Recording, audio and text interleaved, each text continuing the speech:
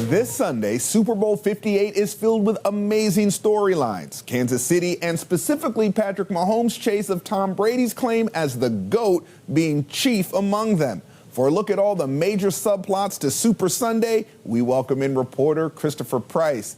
Chris, it's like we went from one straight dynasty with Tom Brady to another one with Patrick Mahomes. So if Patrick wins this Super Bowl, do you think that he could one day be considered the GOAT over Tom?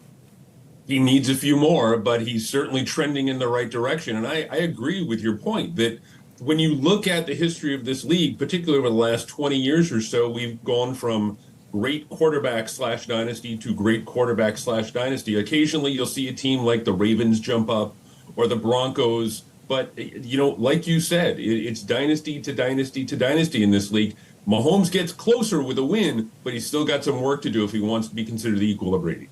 Now, while Mahomes and Brady get all the attention between the GOAT debate, another one that's heating up is Andy Reid versus Bill Belichick, right? The offensive genius versus the defensive mastermind. So does Reid have a better case of being considered the GOAT coach if they win this Sunday? If he is able to win on Sunday and then put together another 3, 4, 5 years of double-digit wins, another Super Bowl or two, then he's in the conversation. Also, the other point here is really important. Luck plays a sizable role in all of this. You need to stay healthy. You need to be able to keep the quarterback happy. You need to be able to keep the people around him. We saw a great team like Seattle a few years ago appear to be poised to win multiple Super Bowls, but they weren't able to hold it together because of health and financial reasons, the salary cap and all that. My bottom line here, really, when you're talking about Reid, he is entering the conversation. He's not quite there yet, but he's entering the conversation. He needs to put together another sustained run like Belichick did if he wants to be considered part of that discussion.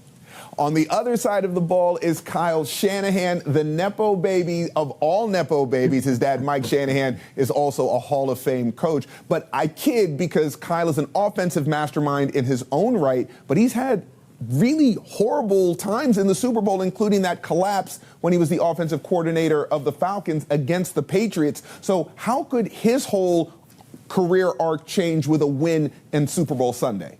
Of all of the storylines, of all of the low-key storylines in this game, this might be the most intriguing just for the reasons that you mentioned there, because he was the offensive coordinator. Obviously, for Atlanta, when they collapsed, they were up 28-3 on the Patriots a few years ago, and New England came back to win that game. He needs a win to repair his reputation, I think, a little bit. The hardest Super Bowl win, a coach once told me, the hardest Super Bowl win is to get that first one, to get that number one under your belt. And if you're a 49ers fan, what you're hoping for is Shanahan learned from that experience, the awful, ghastly second half that his offense put together. He learned from that, and he's able to take that and move forward and understand that, look, in the Super Bowl, you always have to be able to play with a sense of urgency. You always have to keep your foot on the gas. And the hope, again, if you're a San Francisco football fan, is that Shanahan learned from that, has evolved as a coach, and will apply those lessons moving forward on Sunday.